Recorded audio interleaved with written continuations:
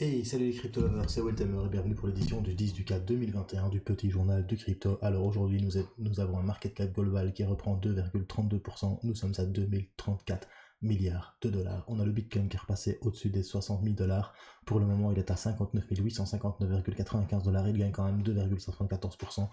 En 24 heures, on a Ethereum qui a atteint un all-time high à plus de 2200 dollars. Il gagne toujours 2,87% sur 24 heures et 3,92 sur 7 jours. Mais par contre, on a le Binance Coin qui continue son ascension fantastique vers les 100 milliards de dollars de capitalisation, les 100 millions de dollars de capitalisation, pardon. Et il est à 466,21 dollars, il gagne 4,99% rien qu'aujourd'hui. Et puis on a le petit Ripple de Jean-Pierre Riffard qui, à mon avis, il fait la Java.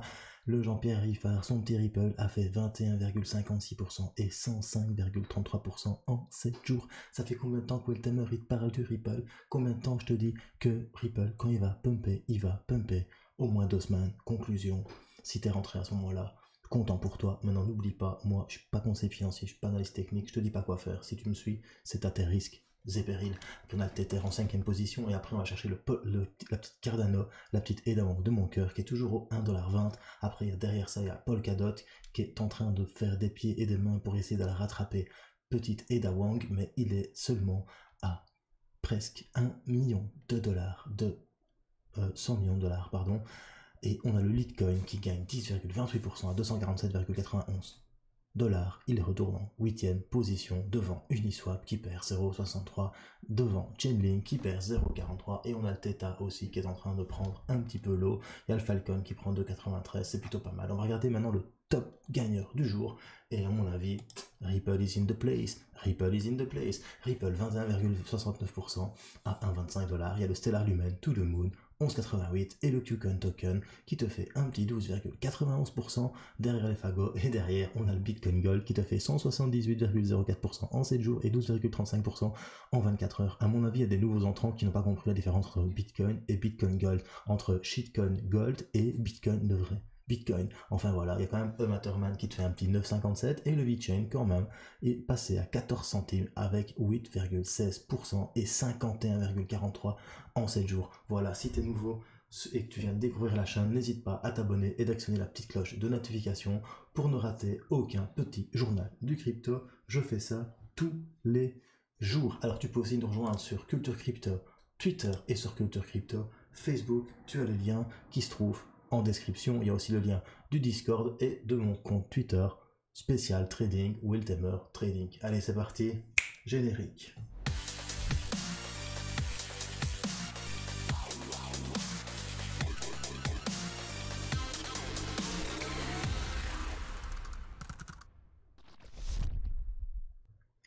Alors hier, je te parlais de l'agence immobilière Caruso qui allait accepter le Bitcoin pour des paiements et des achats de biens immobiliers et pour le paiement de loyers.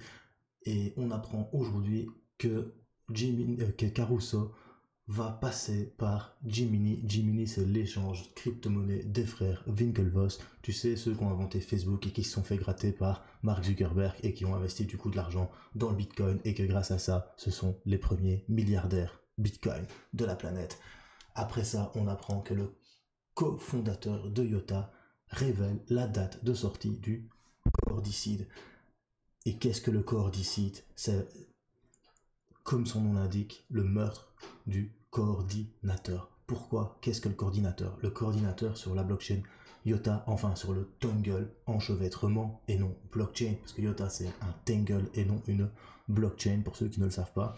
En fait, il faut savoir que lorsqu'il y a les transactions qui s'opèrent, afin de vérifier celles-ci dans les blocs, seulement quelques transactions sont choisies par un coordinateur. Et du coup, ce coordinateur sélectionne lui-même les transactions, ce qui est un problème de centralisation. Pour pallier à ce problème, ça fait 2 ans maintenant que IOTA bosse sur ce qu'on appelle le cordicide et Chrysalis. Dominique Schneiser a récemment partagé lors d'une des sessions AMA que le problème était enfin trouvé et que sur un plan théorique, il savait parfaitement vers où il se dirigeait.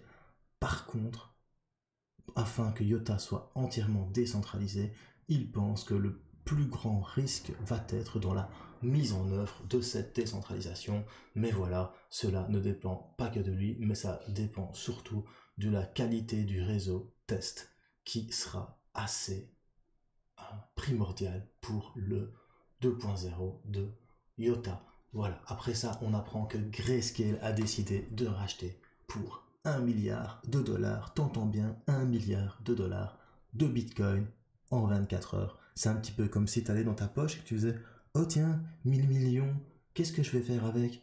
« Oh ben je vais acheter des bitcoins, hein. » « Bah ouais, pourquoi pas, je vais acheter des bitcoins. 1 milliard de dollars, on trouve ça tous les jours, hein. Oh, j'ai tombé, chef, j'ai glissé, j'ai trouvé 1 milliard de dollars, je vais acheter des bitcoins. Bah écoute, envoie-moi 1 milliard de dollars, enfin juste 1 million, je serais content déjà. Non mais je déconne.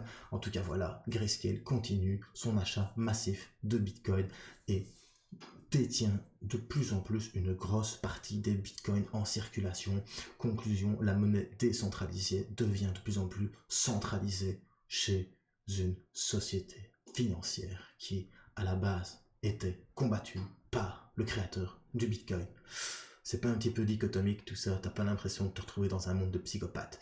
Enfin bref, tout ça pour dire que le Bitcoin, il pump pas pour rien aujourd'hui. Quand t'apprends ça, c'est normal. Alors on va parler un petit peu de Ripple et de son combat contre la force obscure qui s'appelle la SEC. Alors la SEC, tu sais bien qu'ils ont intenté une action en justice contre le Ripple, déclarant que Ripple est une security. Pour cette action en justice, la SEC demande à pouvoir avoir accès aux données bancaires personnelles de Brad Garlinghouse et de Chris Larsen, les créateurs de Ripple. Et la juge Sarah Nedburn a déclaré que la demande de la SEC n'était pas pertinente par rapport aux besoins de l'affaire. Conclusion, premier revers dans la gueule pour la SEC. Conclusion, Ripple, tout de Moonbro, aujourd'hui, il t'a fait un skyrocket jusqu'au 1,40. N'oublie pas, ça fait des semaines que je te parle de Ripple, que quand il va pumper, il va pumper. En ce moment, il est en train de faire quoi? Il pump, ça ne veut pas dire qu'il faut acheter. Mais bon, quand même assez important, all-time high, 3,31 $. Dis-toi que c'est une des rares crypto-monnaies qui n'a pas atteint son all-time high. Parce que quand il va atteindre son all-time high, on va arriver dans un moment qu'on appelle price discovery. On va arriver dans un moment où il y aura le FOMO et où il y aura tout le monde qui va parler de Ripple. Parce que déjà tout le monde parle de Ripple. Mais quand il va atteindre son all-time high, je t'explique même pas comment tout le monde va parler de Ripple. Et à ce moment-là, il va se passer quoi? Tout le monde va acheter. Et là, on risque d'aller très très haut. Et il y en a beaucoup par contre qui risquent de perdre beaucoup d'argent. Parce qu'à un moment où on va arriver très très haut, ça va se retourner la tendance, la vapeur va s'inverser. Et ceux qui vont acheter tout au-dessus, ils vont ramasser deux baffes. Conclusion, n'oublie pas, on n'achète pas haut pour revendre bas, on achète bas pour revendre haut. Le Ripple, je rentrais dedans à 0,40, il est à 1,40. Perso, aujourd'hui, j'ai vendu, j'ai pris des gains. Je pense que je vais attendre pour peut-être rentrer dedans à 1,40$ s'il les dépasse.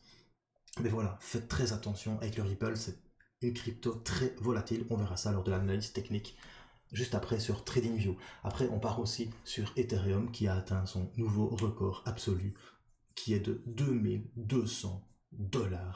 Et ça, il n'y a rien à dire, c'est la fête. Surtout que Visa va utiliser Ethereum pour régler les transactions pour l'adoption de son système de paiement crypto-monnaie. Conclusion, Ethereum to the moon. Après, on apprend que le stock to flow analyse montre que le Bitcoin pourrait atteindre 288 000 $ cette année. Oh, Madame Irma, ma chère Madame Irma, montre-moi qui est la plus belle. Enfin, dis-moi combien le Bitcoin va arriver. On a entendu 400 000, on a entendu 100 000, et maintenant c'est un petit peu plus précis, c'est 288 000 $ fin d'année. Ouh, qui dit mieux? Dites-moi un petit peu, selon vous les gars, en commentaire, à combien va être notre cher petit Bitcoin fin d'année. Moi, je vais mettre un petit pronostic, 100K. Voilà, ça c'est mon pronostic. Je sais bien que j'aurai tort. Mais bon, mettez-moi un petit peu votre pronostic. Je suis curieux de voir qui tombe dessus. Et je vais les noter. Je vais mettre un rappel sur mon agenda. Au 31/12, je devrais regarder à combien est le Bitcoin. Et la personne qui est le plus proche du prix du Bitcoin, je lui offre un Bitcoin. Non, je déconne. Enfin, je lui offre un Bitcoin porte-clés. Ok, ça, il n'y a pas de photo. Et je lui offrirai un t-shirt Choose Life, Choose Freedom, Choose Bitcoin que tu peux trouver sur la boutique Spreadshirt de la chaîne. Maintenant, on va passer à l'analyse technique. On va sur TradingView. On va bien évidemment aller sur le Bitcoin. Donc le Bitcoin, hier, je te le montrais. On est en daily. Donc un chandelier japonais ici, ça représente une journée. Donc je t'expliquais qu'on était dans ce biseau haussier.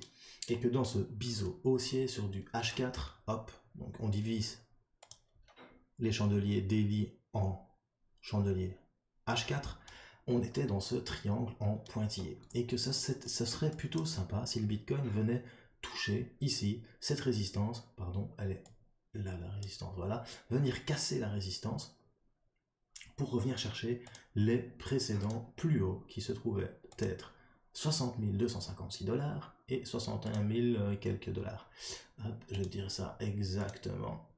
Comme ça, ce sera plus simple. Voilà. Donc, et les 61 699 $. Pour l'instant, on est venu casser la résistance du triangle H4.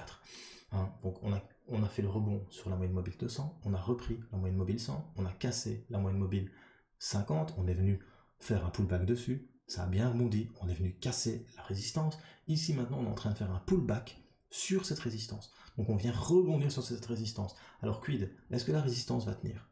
Si la résistance tient, il y a de fortes chances qu'on vienne titiller les 61 699 $ pour peut-être les breaker et venir. Peut-être, hein. Les gars, ne me faites pas dire ce que j'ai pas dit, hein, ok? Mais peut-être venir chercher une zone se situant entre les 68 000 et les 66 000 $. Ça ne serait que logique. Et tu me fais, mais tu vas la chercher où cette zone-là? Ben cette zone-là, je vais la chercher ici. Tu prends. C'est ici qu'il se trouve mes rayons. Mes rayons. Où sont mes rayons? Ah voilà. Donc tu viens ici, tu prends l'aimant, tu fais ça. Hop, et tu mets ici. Voilà. Pardon, qu'est-ce que je fais? Un peu fatigué, hein, désolé les gars. Donc, où je vais chercher cette zone-ci? Eh ben, je pars du rebond qu'on a eu ici sur le bas, tu vois, hop, et je cherche, voilà, tu vois, je cherche un point de convergence, tu vois, ici ça a touché, là ça a touché, là ça a touché, là on a essayé, on est revenu bondi, on est revenu dedans, ça a touché un petit peu, puis c'est reparti, et ici là maintenant on vient de toucher en résistance, donc là ça a fait support, et là ça a fait résistance, hop, et je prends cette zone là, et j'essaie encore de trouver une petite convergence.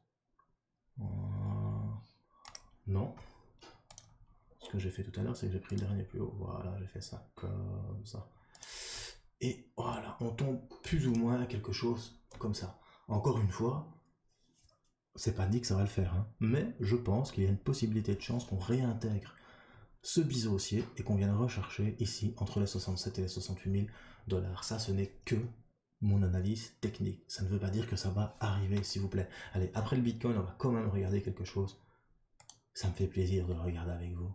Donc, vous vous souvenez, hein, je vous ai parlé du Bitcoin, pardon, XRP, je vous en ai parlé ici. Attention, si on sort du triangle, ça va faire mal. Ben voilà, 154%. Voilà. Donc, tu vois, le triangle est toujours là. Je t'avais dit, triple croisement de la Triforce, MA50, MA100, MA200, ici, là. Ça peut te faire très très mal, c'était là. Parce qu'il y a eu ça là. J'ai dit ça pouvait faire très très mal. Ça avait commencé de monter, puis après on a eu une grosse correction, mais la MA200 a tenu, et on est reparti à la hausse. Et là, ça n'arrête pas. Maintenant, bien évidemment, on est venu titiller ici les 1.4. Hop. On est venu titiller les 1.4. Conclusion, ben maintenant c'est un peu en train de corriger, mais c'est déjà en train de repartir. Donc voilà, n'oublie pas, tout ce qui monte, redescend, corrige et remonte. Même si ça prend 2 ans, tout monte généralement dans un marché qui est dans une tendance haussière. Voilà, c'était Weltemer pour le petit journal du crypto. Si t'as bien aimé, n'hésite pas, mets un petit pouce bleu. Si t'as pas aimé, n'insiste pas, mets-le quand même, mets-moi ton petit pouce rouge.